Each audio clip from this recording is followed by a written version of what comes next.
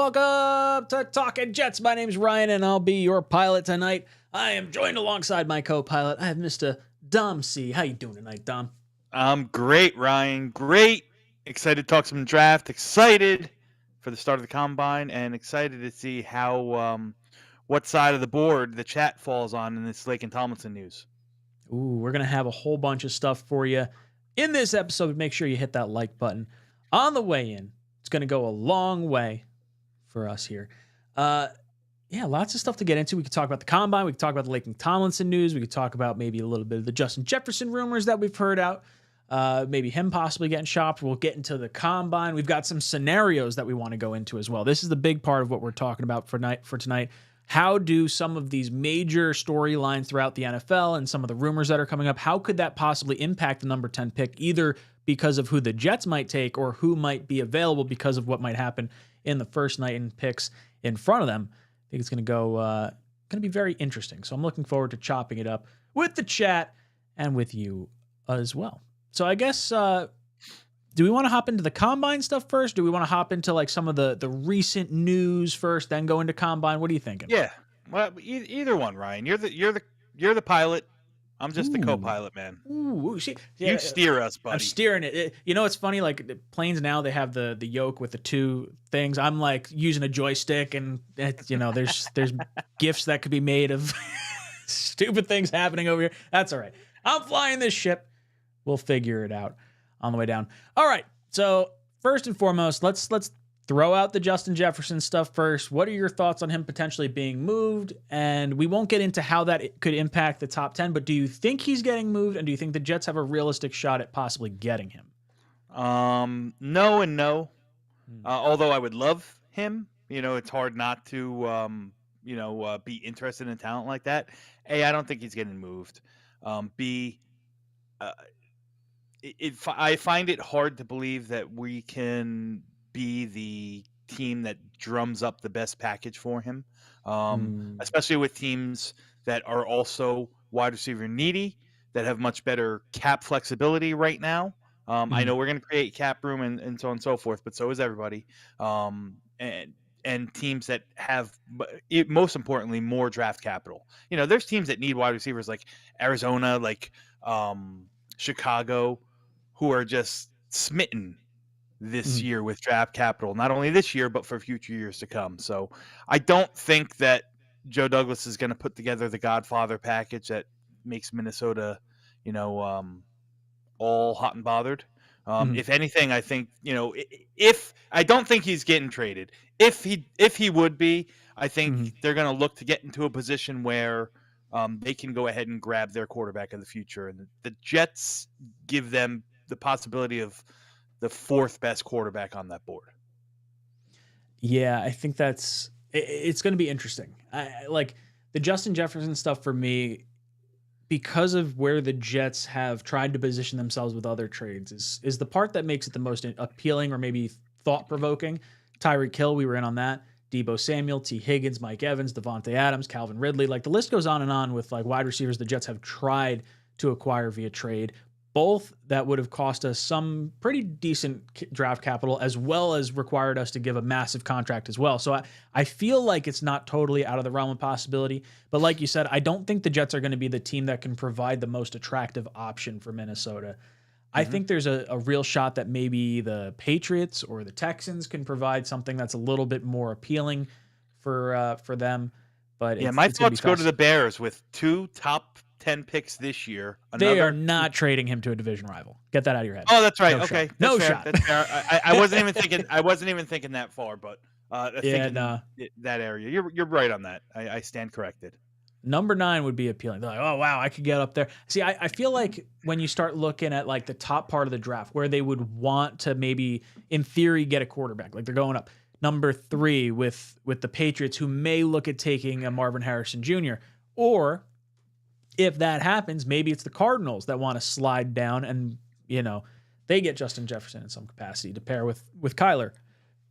I feel like the Jets just don't provide an attractive enough option unless we're giving up like number 10 and a future first as well. And that's like extremely rich. I would prefer to look at Ayuk for maybe a lesser trade for the same amount of money than maybe going too crazy. I don't know. It's weird. I feel like there's probably better options that don't not better options. It's probably not better options, but I feel like there's options that are not going to cost us our number 10 overall pick, which is like the most critical piece to fixing this O-line, I feel like. Yeah, and real quick, one more point on this whole Justin Jefferson thing, because I really think it's a big nothing burger, to be completely honest. However, when Joe Douglas was, when he made an agreement with Kansas City, or they agreed upon in principle upon the deal, what was it? It was 2 high second-round picks and a third-round pick, because you had a player who was going to be 29 years old and needed to get paid, right? Sure. Now, it worked out to our benefit, because without those 2 picks, we wouldn't have Breece Hall, and we probably wouldn't have traded, or we wouldn't have drafted Garrett Wilson, because we would have went up and used that 10 pick to go get JJ, which we couldn't trade up to get. So, in essence, that worked to our benefit. Now, Justin Jefferson's 24 years old? Yes, he's going to have. I think he's 25. Okay, 25 years old. In the prime, probably reaching the prime of his career. He's got his best years in front of him. It's going to cost at minimum 10 plus, and I just don't think the Jets are going to have the chutzpah to put together the best package. I just don't see it. It would be wild. It's wonderful to dream, and it's wonderful to think about, but I think it's nothing more than a pipe dream started by Dove Kleiman himself, that bastard. No. See, he didn't you see he said this guy Walter or whatever was the one that actually said it, and he's just reporting it from somewhere else. And then I get it. It's all right. I wouldn't expect someone like you, Dom, to understand just how good this is an opportunity for our New York Jets. I digress. Yeah. What are you thinking about this Laken Tomlinson news? We heard just before the stream that he is being cut.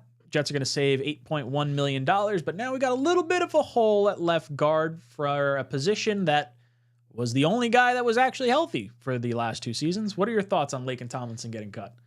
I have no problem with it. B, I'd be lying if I said I didn't expect it.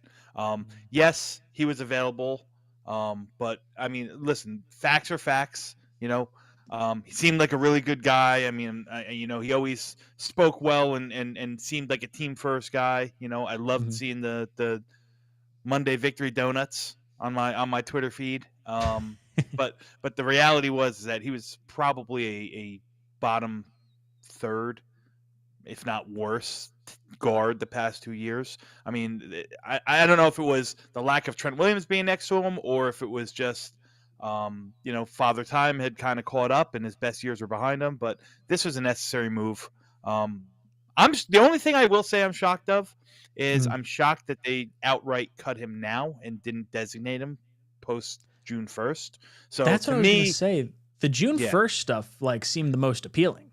Yeah, but to me that means that they've already got wheels in motion on where that they wanted to free that money now, because they probably have something in the works already. So I mean, don't get it twisted. I know that the legal tampering period, doesn't start for a couple weeks, but there's already discussions being held, and they already have a game plan, I'm sure, which is why they probably decided to free the money up now and worry about the 10 million, next year, or whenever it hits the dead cap hits. I don't know if it's this year or next year, either one. Yeah, it's one of those things where it's a lot to hope that they're going to use the cap space the right way. And in your mind, I guess left tackle or left guard, it creates a little bit of a hole right now, but it's a hole I think a lot of us probably expected the Jets to have, because we were going to cut them at some point. How do you think the Jets do address left guard now? Well, I mean, the interior of the offensive line the interior O-line free agents are a lot more plentiful than the tackle group is. So there's going to be plenty of options. Listen, you can bring some guy in. You can bring in. You don't even have to shoot to the top, which hopefully they will. But who knows? I don't even know who the best guard on the market is. I know there can be arguments about it, but I'll just use, for argument's sake, Kevin Zeitler. All right.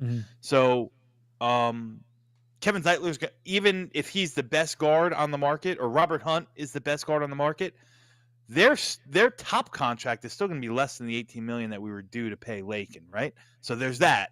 But you don't even have to shop at that level. You can shop a couple rows down and still get better production. I think the interior. I think there's a game plan, man.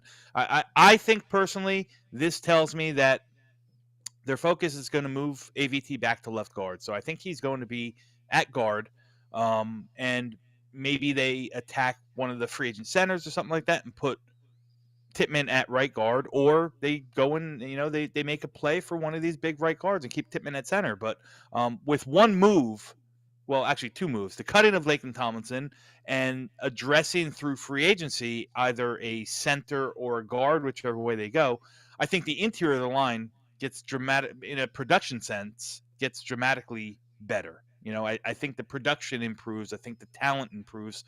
So it won't surprise me one bit, again, for the tackles and the guards, that both are addressed in free agency and in the draft. Yeah, I completely agree. I think if you have one tackle taken in free agency, one tackle taken at number 10, the interior part of your offensive line feels like it's not as daunting. Like, even if you needed to, bring back Connor McGovern as a placeholder and then roll the dice on a third round guard or center or something along those lines, you're still probably feeling a little bit more comfortable, maybe not having to rely on someone like a Laken Tomlinson. Yeah, I'll say this real quick before you go. Yeah. Come March, when does free agency start? Free agency starts... Say the 15th? The 11th. Okay. Well, yeah, right, the 11th is the tampering period. The 13th is the start of the new league year at 4 p.m. By the 15th, Jets fans are going to forget about Laken Tomlinson. I assure you that.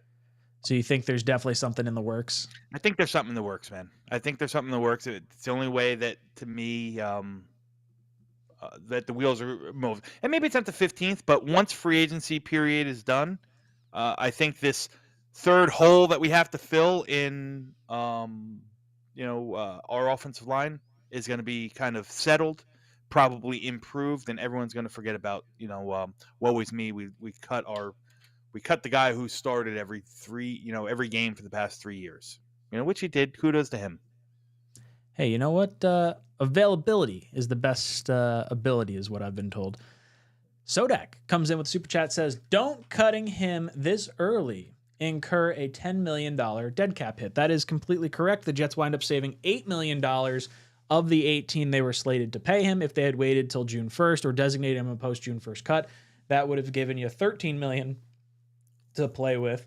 But the way to kind of look at it is you could always sign a contract that takes advantage more of the 2025 cap that could offset, what you could have paid this year. The cap is so fluid and how you move things around. That's sort of why you can look at someone like a Justin Jefferson or a Mike Evans when the Jets don't have a crazy ton of cap space this year and say, well, they could make it work if they wanted to. You could make a Bryce Huff situation work if you wanted to. It's just how much are you willing to steal from tomorrow to make today be the best you could possibly be in a very short window with Aaron Rodgers. And I think there's some argument to be had. We've seen horrible football regardless. I'm more than willing to gamble some bad football on some good football. And there's also this point too. They'll be viable. Listen, I'm not saying that this is my prediction, but there's going to be viable starting caliber guards in rounds 3 and 4 of this draft. I mean, the offensive line has some talent this year in this draft class. Again, I still think it'll be addressed both ways through free agency and whatnot. But listen, if this is the year to need offensive linemen, damn it, this is the year to have draft picks. Dude, I love it. We our whole needs, wide receiver, offensive line is exactly what this draft is deep in. So I'm looking forward to getting into some draft talk. Jeremy, I see you in the chat. How you doing, brother? Look at you over there. All Jets chaosy and stuff. We love it. All right. Let's hop into some, let's talk a little bit about the combine first. And then we're going to get into some of our scenarios as to how we think things break down based on different things happening. So NFL Combine's coming up this week.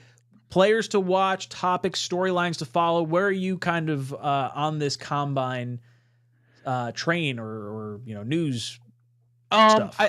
Yeah, listen, it's exciting to me. It's not the be all end all. I don't think the combine is nearly as important as some other things. Like I personally think that the bowl games, the Senior Bowl and the Shrine Bowl and the Hula Bowl, kind of paint a better picture of what these prospects can do, as opposed to how many reps they put up on the bench, so on and so forth. There's markers that you want to hit. What do I think is interesting so far? I think it's interesting that Marvin Harrison Jr. is not going to even be there. I think that I think it's interesting that Malik Neighbors is not going to run. I think it's interesting some of these quarterbacks aren't going to throw. To me, that cements these guys know their value already. They're whatever. Why can't I think of the word? Their agents know what the buzz is and know their value. So the only thing they could do is hurt it. All right. So I also think it's interesting that I am interested to see the true athletic freaks in this class and see how they gauge if what they're doing in these tests at the combine in Indianapolis really match the level of athleticism they show on the film, because I think that's really what the combine should be. I know it's not what it is, but it really should be an eye test to see if the athletic skills that they're putting out in Indianapolis match what you're seeing on film. They should run concurrently, because we know, I mean, Jet fans know of workout warriors that really didn't show it on film, but tested out great, and and then come in the league and can't play. So you want to see that the athletic traits that you saw on film match what they're doing in speedos. And yeah, it's sort of, I'm right there with you with the combine. The combine, people look at it as the be all end all on everything, and it's really not that. And it's also not nothing, because there's people that say, oh, it's the underwear Olympics, it doesn't really matter. It's like, no, there are some marks that make it incredibly difficult for certain types of prospects, whether it's the timing on the 40 or the broad jump, knowing how explosive a guy is, his 3-cone drill, things of that nature. The arm length, if you see someone with shorter arms, you're thinking, okay, that guy's probably kicking inside to guard. Maybe he's not going to be a tackle at the next level, even though he was a plus productive player in college at the tackle position. So you use it almost as two things. Like you said, does it back up what you've seen on tape? And then there's also the guys that just pop out of nowhere that say, oh, I got to go back and watch their tape. And then at the very least, you're using it as a give and take to try and do that. Now, occasionally you get someone like a Darius Hayward-Bay that runs a crazy fast 40, and then you get some crazy owner that's like, oh, this guy is a top 10 pick when he was probably back end of the first, beginning of the second in that particular draft. Guys get overdrafted all the time based on metrics from the combine. Absolutely, but for the Jets and their focus right now, obviously we're honed in on offensive linemen, right? And the bench press is nice. You can see what kind of upper body strength that has. I mean, they do use those muscles when they're punching with their hands and setting like that.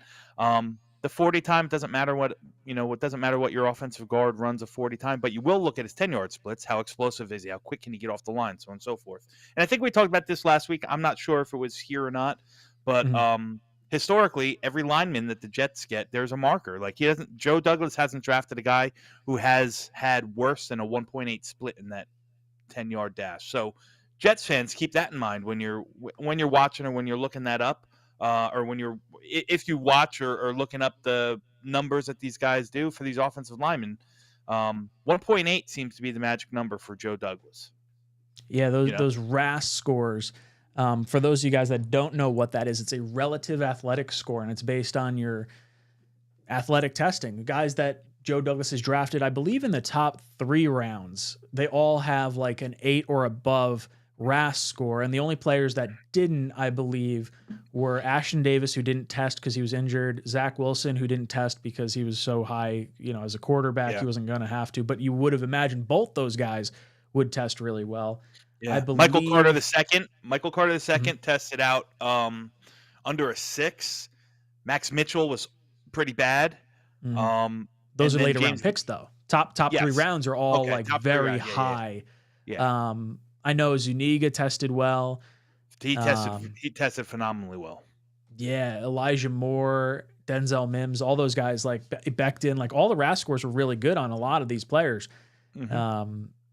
AVT, I don't remember He didn't offhand. test. I don't Okay. think he tested. I could be wrong, but I don't think he tested. Somebody might be able to check that, but Yeah, it's going to be fascinating to see what winds up happening. yeah. Is there any player in particular that you're kind of keeping an eye on as like, let's say one wide receiver, one offensive lineman that might pique your interest a little more? Well, in testing, well, there's 2 offensive linemen. One in testing and one in measurables that I'm going to be really honed in on.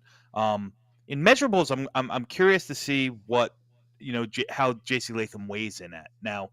Um, those of you know me, those of you who follow me, those of you who listen to me, I'm a big supporter, big advocate of 𝐃𝐨𝐦 𝐂. I think he's a phenomenal tackle. He's my 3rd tackle on the board right now, and he's really pushing number 2. When I'm done with all my reevaluations and finally set my final board, I wouldn't be surprised if he's at number 2. Mhm. If he does push 350 plus pounds, that's going to be a concern for me. I don't think he will. Even at whatever they say he weighed in at at the end of the year at 357 pounds at Alabama. If it was that high, I'm telling you this much, he carries it very well. Mhm. So that's what I'm going to look at. And then testing wise, the name that I'm very, very curious to check out is Armarius Mims, the tackle out of Georgia, because he checks all the boxes off in regards to the measurables. Height, weight, length, all that stuff is elite. And on film, albeit limited, because he only played 820 snaps throughout his collegiate career. He shows the part of an extremely athletic tackle, somebody who I think can make the move right away over to the left tackle. Is if he tests out of the off the charts, is that a guy that's going to kind of pique the interest of Joe Douglas? To me, it would make sense.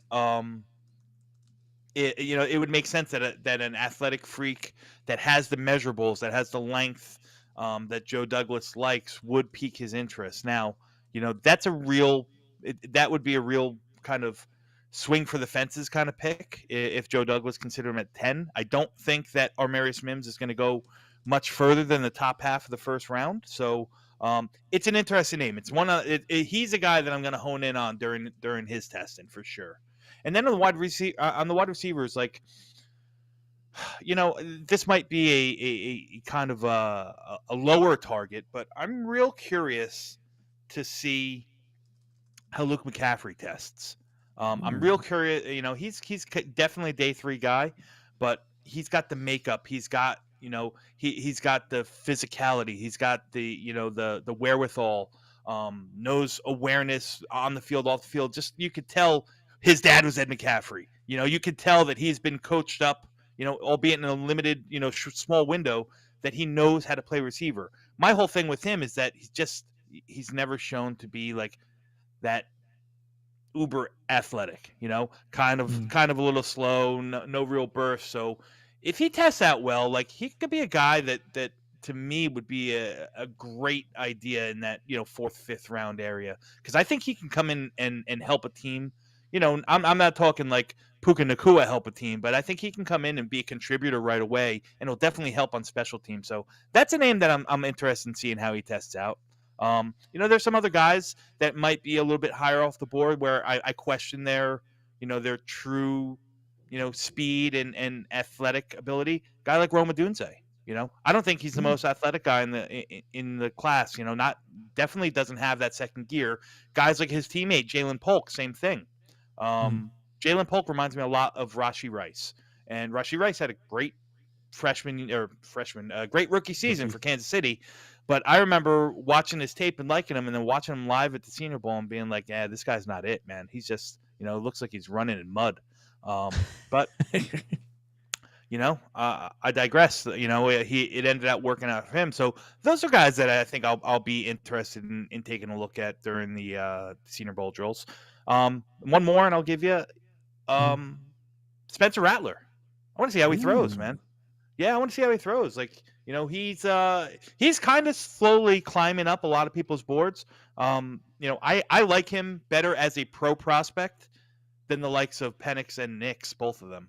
I think he has the arrows pointing a little bit more north on his capabilities of being a viable starter in the league than those two. So it'll be interesting. The quarterbacks are going to be few and far between, the guys that are throwing. So he should get a lot of run, get a lot of chance to impress out there. So. Yeah, I feel like the quarterback side of things is something that's going to be a little bit more interesting for Jet fans because you're not seeing most of the top guys throw. When I say most of the top guys, I'm talking 𝐃𝐨𝐦 Williams, Drake May. I don't think you're going to see either one throw. I'm pretty sure Jayden Daniels is throwing, though. Yeah, Penix is throwing. Jayden Daniels is going to do everything. And you could see him kind of solidify himself as the number 2 overall pick. Don't be surprised if he tests through the roof that buzz really starts happening, that he's going to be number 2. So yeah, I've been saying Jayden Daniels is my my favorite quarterback in this draft for months now. Yeah, I have him as my number 2 right now. I have him a little bit. They were, when I graded him out, him and Drake May were very, very close. But I sided with Jayden Daniels. I have limited first round grades. I have 16 overall first round grades, and I have all 3 of those quarterbacks with first round grades. So I guess you can't really go wrong. But I like the athletic profile that Jayden Daniels has. Again, not really a focal point for the Jets, but what happens to him could be a focal point for what happens with the Jets at 10. So we are going to get into that in just a moment, but we're going to hop over, and I want to thank the sponsor of our channel, Aura, as well as give you guys a really cool way to potentially get a jersey.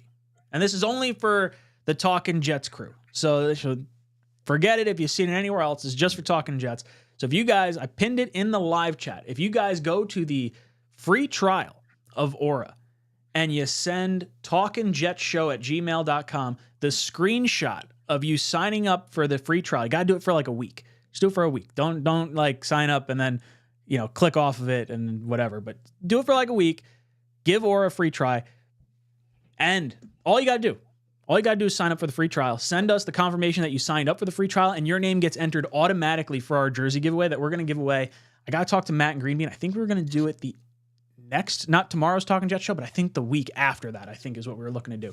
So if you guys want to get in on this, we are literally just starting this now. So 100% go over. Dom, if you would like to join the jersey giveaway, you could do that as well. But you can click the link in the description or the link pinned in the live comment. We're going to be doing this for about a week or so. All you got to do is sign up for the free trial and then send us proof that you did that. And then your name gets entered into a jersey giveaway. And it doesn't even have to be a Jet jersey. If you're a fan of a non-Jet related team, you can go that route. Maybe you want a Justin Jefferson Vikings jersey because you're a Vikings fan that stumbled across this channel because of the keywords. It's entirely possible. But if you guys don't know what Aura is, they have been saving my inbox and my sanity from the brink of disaster. They stop data brokers from collecting all your information, your phone number, your mailing address, your relatives, your medical information, all that stuff packages into one little concise app. And there's this little tiny part of it that says like, oh, this is how many data brokers that we have pulled your name off of the list. And it's oh so satisfying. So if you do that, do us a solid, help us out over here, trying to get us as many redemptions as possible. And then we're going to give away a jersey as a thank you for you guys doing that. But let's hop back over to some more topics on the channel. Justin Jefferson. We talked about it a little bit prior with the New York Jets potentially making a trade maybe. We both said we thought it was probably a little far-fetched. How does a Justin Jefferson trade, because the Vikings are sitting there at number 11, one pick behind the Jets, how does this potential trade, either going through or not going through, how does that impact the Jets draft and the players in front of us and the picks in front of us? And how could it be different if Justin Jefferson is moved? Well, again, I really think that this is a non-issue. I can't imagine Minnesota's going to move on from him. But, if they did, as we kind of intimated before, I think they're going to look to utilize Justin Jefferson trade to get themselves in position for one of the quarterbacks. So what would it do? What would it look like? We'll pick a random team. I'm just gonna choose the Giants. They're smack dab in the middle of the first round. Maybe they gave a first this year and one of their twos and a 2 next year, or something like that. Making it up. I don't know if it's feasible, so don't get at me in the chat. But just say Minnesota moves up to 6. You can assure if a third quarterback is there, that's what it would do. So what does it do? It starts moving some talent down the draft, right? It starts moving some guys that we might have pegged to be picked 6, 7, 8, 9 kind of down the draft. Gives the Jets more opportunity to, reap the benefits of somebody that they like falling. I'd probably say someone along the line of 𝐒𝐮𝐬 𝐂. I still don't think I can't wrap my head around a scenario where Alt would keep dropping. But maybe if you add a fourth quarterback in there, or add a team that's definitely going to go after a third quarterback, then it's going to move some of these guys down. And maybe Alt will fall, instead of going 5 or 6, he'll fall to 7, and then that'll push Fashanu down or something like that. So I think that it could benefit the Jets if Minnesota trades with a team above us, because you can almost rest assured that Minnesota's doing that to go get a quarterback. So we're not looking at quarterback in the top 10. It only makes our player pool to choose from a little bit bigger. Oh, I see. Andre says, I can't be the only one that isn't entertained by Jets content in here. Andre, you could see yourself out. Take a long walk off a short pier. Go pound sand. Kick rocks. You don't have to be here. It's all right. Look, Justin Jefferson possibly getting traded.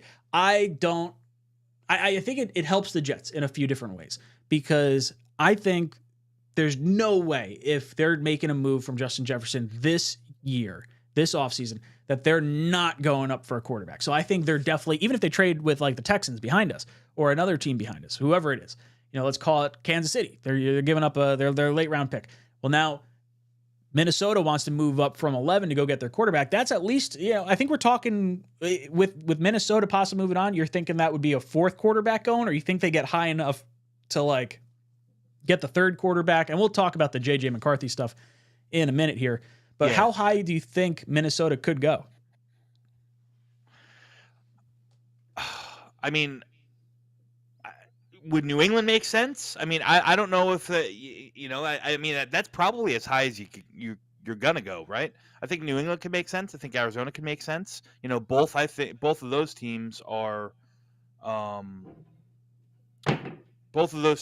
think, are in the market for wide receivers. So if you could do, and both of those teams, actually, I don't know about Arizona's cap space, but New England has more cap space than we know what to do with. Anyhow, like that's probably as high as they can go, and that will definitely get them in the vicinity of one of the top 3 quarterbacks. Man, Andre X he's not a happy camper. You know what? I could just hide him from this channel. he doesn't want to. He's all upset about the new channel. He can go kick rocks. He doesn't have to be a part of the chat anymore. Boom! You've been ejected. Bye bye. Yeah, look, lots of different scenarios that could play out in front of us with the Justin Jefferson stuff. We really just gotta wait till something happens. That's really the big part of it. Now, I think where a lot of people, I think where a lot of people fall into this interesting conversation is what happens if J.J. McCarthy sneaks into the top 10, and that could be Atlanta taking him at number 8. It could be the Giants taking him at number 6. It could be a team like Denver, Minnesota, or maybe even the Raiders trading up into the top 10. I think it needs to be in the conversation, because it's going to be one extra player that gets pushed down the board. If you're sitting here today, is there a team that maybe makes more sense for you to see McCarthy going to, or a team that might like be looking to come up, or is it just a team within the top 10? And how could that impact our pick? Well, again, it really, I think the top 3 quarterbacks are going to go in the top 6 picks. I think the floor for quarterback 3 is probably pick 6. So then you got teams like Atlanta, you got teams like Denver, you got teams like Las Vegas, who might be interested in moving up and going and jumping those other 2 to get in position for quarterback 4. A lot of people think that's J.J. McCarthy.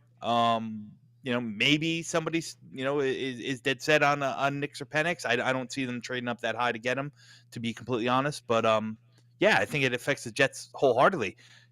Could end up if it gets by 6, Tennessee's not taking a quarterback, right? I doubt they're going to want to trade down unless they like all the tackles, relatively the same and okay with it. If Atlanta goes by and decides that, hey, J.J. McCarthy's not my guy, the Jets are sitting pretty. They could be the team. They could be the area that teams start to look up for.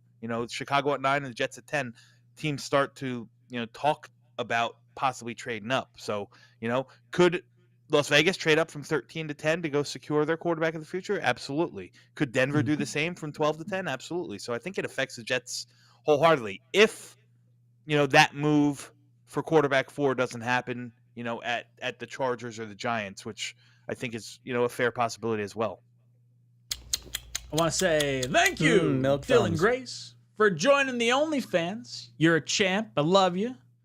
Thank you so much. Boys and girls, if you're a member of the channel and you want to support, show our new member a little bit of love, drop some JETS in the chat for our newest member, Dylan Grace. Thank you so much. Very, very greatly appreciated. Look, if McCarthy goes off the board before the Jets, you could say, pushes another offensive lineman down the board. And it's going to have, I think you brought it up, it would have to be the Chargers sliding back far enough where maybe they could have taken an offensive lineman. Is there a package more attractive to the Titans than taking their top offensive lineman at number 7?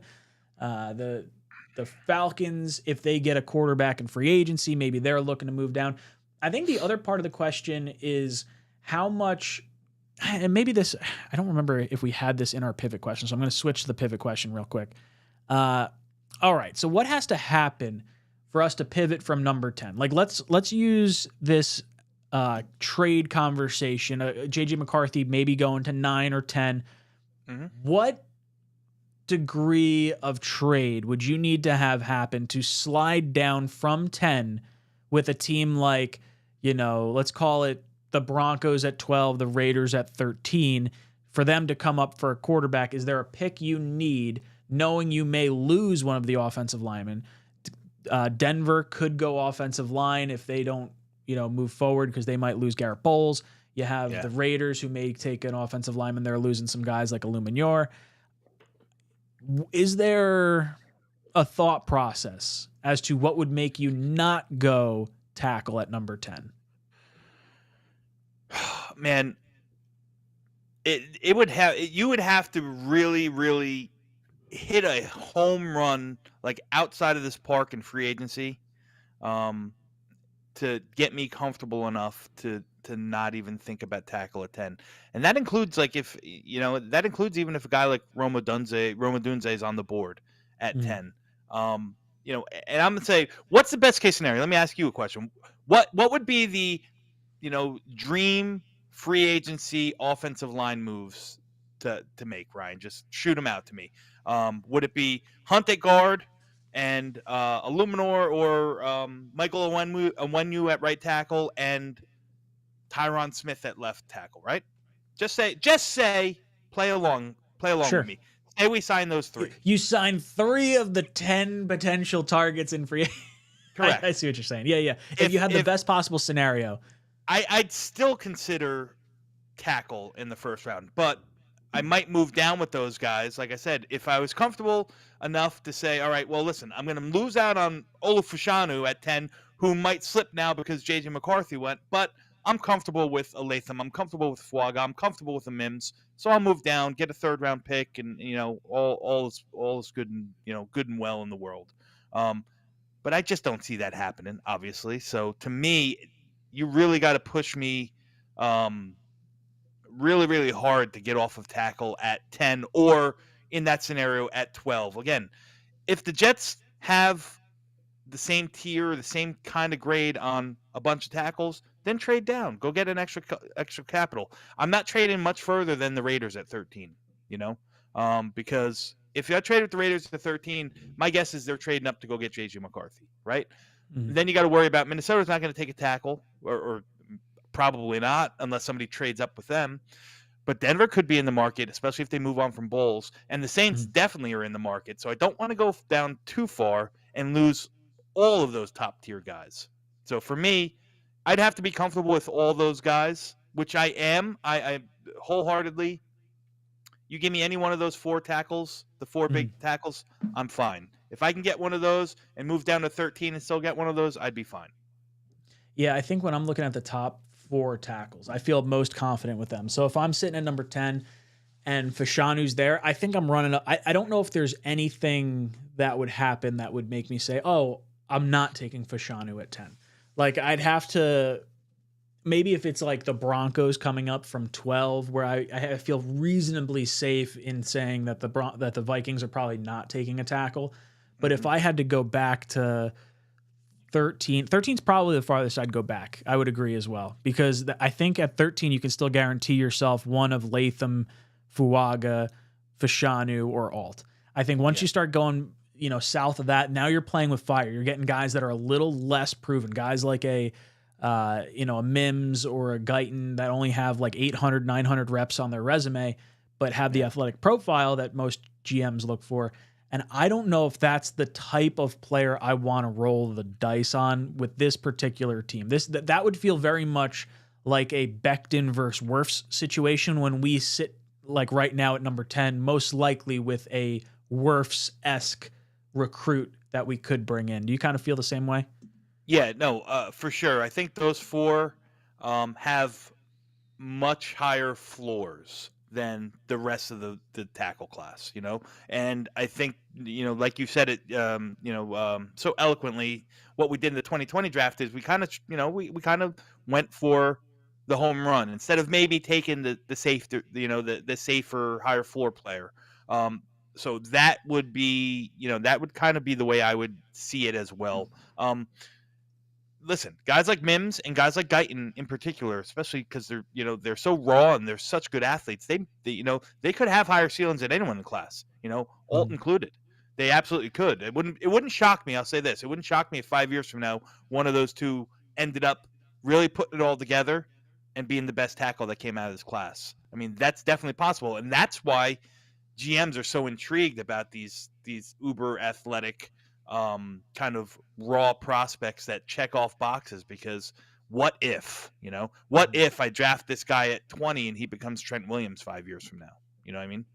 Whereas could be way better than a Fashanu or Fuaga or anyone that went before him, because the metrics align. And this is where the combine comes in, and metrics and analytics in general. Like, hey, we know edge rushers at this particular height, this particular weight, tend to have this particular success rate, or this amount of bend, or this amount of arm length for a tackle. Like, it's interesting to see those types of thresholds at the combine.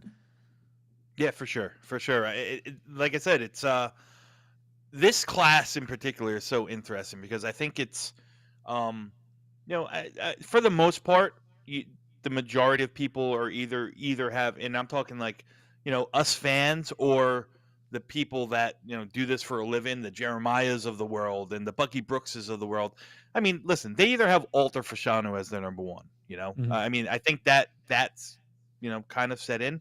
But then when you go 3 through 7, who are all good tackles and all possibly first round picks, that's where, like, everyone has a little bit of a different flavor. So that's where, a guy like Mims could, bump himself up the board because, he showed to be, super talented in limited snaps on the field, showed to be a super athlete, and then tested out through the roof. So some of those, a guy like Mims could jump off the board. Guyton could really, jump off the board. And listen, I love Tyler Guyton. I don't want him as a pick for the Jets because I think that he's a guy that needs a year to really develop. He's only been playing tackle for 2 years. 2 years. He's only been playing tackle for 2 years. He was a tight end when he came into college, and he was recruited out of high school as a defensive lineman. So that, and plus, I don't know if I really trust our offensive staff to, develop an offensive tackle like that.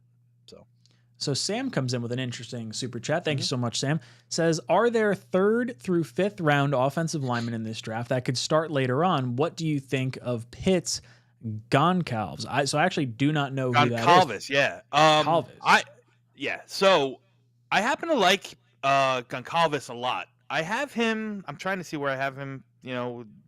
Temporarily on my board here. I have him 13. He's my 13th overall tackle. Again, he's another guy that checks the boxes in regards to height, weight, and athleticism. He's not the super athlete that like Mims and so on and so forth are, but at 6'6", 310 pounds, he's a left tackle through and through. He's got the length. He's shows good technique. He's coming off of a bad injury though. That's the only catch on him. I think. Who asked that? Sam. I think he'll probably be there later. I think he's going to be, because of that leg injury, he suffered something like 𝐒𝐮 did, like a broken fibula, broken tibula compound break like that. So he's just Zinter was the guy I was like projecting in here. It's like I'm like hoping to positive vibe my way into a 4th round pick of 𝐒𝐮 for the Jets. Yeah, but Goncalves has a huge frame, long arms. I love the way he moves. He's very similar in his movement profile that Carter Warren was last year coming out of college. Except he's a lot more physical at the point of attack. Can handle the run again. I think he's going to be a day 3 pick. And since we mentioned Zinter, he's another guy. If Zinter is healthy, he's a round 2 guy all the way. Because he's not, there's a real possibility that he slips into day 3, into that round 4 territory for sure. Round 4, round 5. There's no lock that he's going to go day 1 or day 2. See Mr. Green Bean in there. Guys, if you don't know, Green Bean's got his 10 o'clock mock at 10 o'clock tonight. We're going to be pushing everyone from this stream directly over to Green Bean and Dom C's 10 o'clock mock tonight. So if you want to get a little bit more Dom C, you can have a little bit more. Yes, sir. Add some extra fries and all that. It's going to be perfect. Make yourself the perfect combo. Ron Weiss, what's up, dude? Dropping in with a 10 spot. Thank you so much for the super chat. Says, gentlemen, if Alt is so good, what would it take to trade to get him? Also, I want Bowers. So, for me, I like Joe Alt a lot. I would be down if the Jets, couldn't get anything for Huff. We were able to franchise tag him, and you wanted to trade up to 5 in some capacity to get him. Like, great.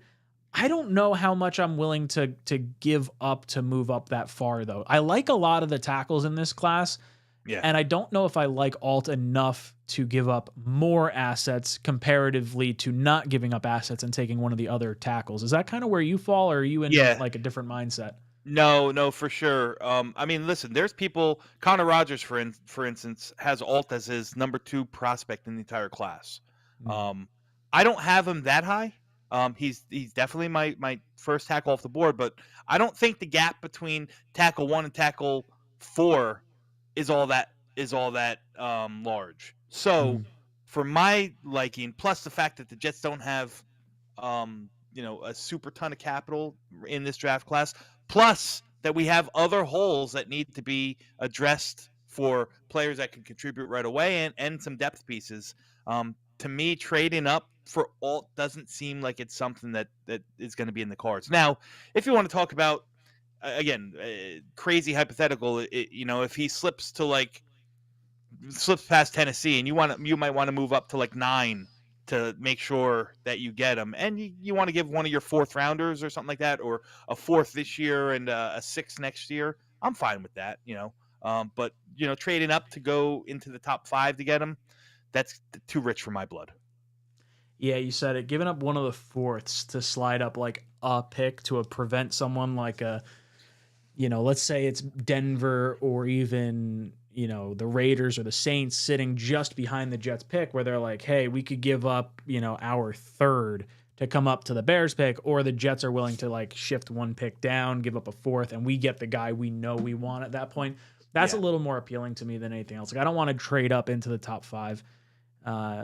In any capacity, just because of our lack of draft picks this year. Do you think there's any shot? So Ron also mentions Bowers. Any shot at all that the Jets are considering Bowers at number 10? We had Michael Mayer on our list seemingly last year with the Will McDonald pick at 15. Do you think 10 is too high for Bowers? Do you think he's too high for the Jets for Bowers? Like, what are your feelings on him overall? All right, so I don't think 10 is too high for Bowers. I don't think, and again, this ties back to the same situation. Like, I don't think the Jets is constituted right now or are a team that can afford to draft Brock Bowers at 10. You know what I mean? Mhm. Um, it would have to be one of those Godfather situations where you know, we get Tyron Smith and Bakhtiari and Michael Onwenu and Robert Hunt in free agency, and we don't have to worry about drafting a tackle that high to even make it a consideration. But to me, again, at that point, I'd probably, he's going to be in the discussion one way or another. But if I'm Joe Douglas at that point, if I'm the GM, if we did all that in free agency, yeah, we'll have a discussion. But my guess is I'd probably be satisfied with trading back and accumulating more capital, whether for later for this year or next year, so on and so forth. I don't know. Talented kid. I love Brock Bowers. I think he's easily one of the 5 or 6 best players in this class. I just don't know if I see a path or a fit for this New York Jets team. So I see this comment in there. This coming in by Ricky says, this is the true question. What if Rome Odunze is there at 10 and so are the top 2 offensive tackles? I have a very hard time seeing both offensive tackles, or I'm assuming we're talking Alton Fashanu, and Odunze all being there at 10 because you probably need to have 4 quarterbacks go, Marvin Harrison Jr., Malik Neighbors, Bowers, and then you need maybe 2 defensive players like that. I mean, I guess it's not out of the realm of possibility. Yeah. Well, maybe Ricky's talking about not 2 of the top 4, maybe not the top 2. Like, just say hypothetical, if it's Odunze, Fuaga, and Latham, I'm still taking tackle. I don't think I'm taking Odunze over Latham or Fuaga. So let's say so this isn't without, some this or that, right? Like, so let's say we go into free agency and the Jets are like, yeah, no, our plan is to use AVT at tackle. That's where we're headed right now. And you know what? Look, we got Carter Warren, who we really like. We're going to bring in Tyron Smith or a Bakhtiari or someone like that to go with at tackle, or maybe you get, an Onwenu or a Jonah Williams or something along those lines, and you want AVT at left tackle, whatever it is. Let's say you get one vet tackle and AVT is the other tackle that the Jets are planning on using due to his 5th-year option. Now 10 starts to get a little more interesting. Are you thinking, like, if Rome is there, would you consider it, or you're just like, it's tackle all the way? Would you consider moving 10 at all? In that situation, I'm probably still sticking and taking tackle in that exact scenario you laid out. I just think that to me, I think Rome Odunze is a good player. I don't think he's, I think his ceiling is a really good number 2 wide receiver. I think that the ceiling of these tackles could be, really dominant. Even the 3rd and 4th guys, whoever it is, if you like Latham or if you like Fuaga or something, I think their ceiling is to be really, really good, starting caliber players, possible, elite players for a very long time. To me, I'm going to take that tackle. That scenario that you painted out still doesn't make me warm and fuzzy about the tackle room. I just think the talent, I think at some point you got to take the more talent, you got to gauge where the more talented player is. Like, take the best player. For me, not for everyone, I know that, but for me, I'm still leaning towards those tackles over Rome Odunze. I like Rome Odunze. Like I said, I think, and I'm going to compare it to Cincinnati. All right? I'm not pro-comp. Let's say this. I'm going to throw another curveball your way. Cam Robinson shakes loose from Jacksonville. Jets sign Cam Robinson. And then, maybe we like AVT at right tackle. And we've got a Zeitler, we've got a Tittman, and McGovern, we'll say, is our offensive line in that capacity.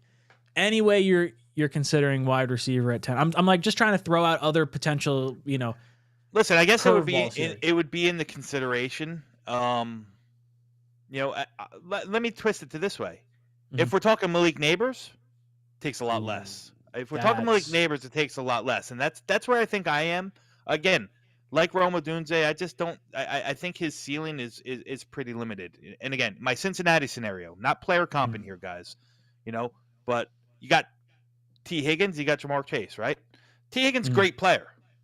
but he's always Robin, right? Jamar Chase is the alpha. He's Batman, right?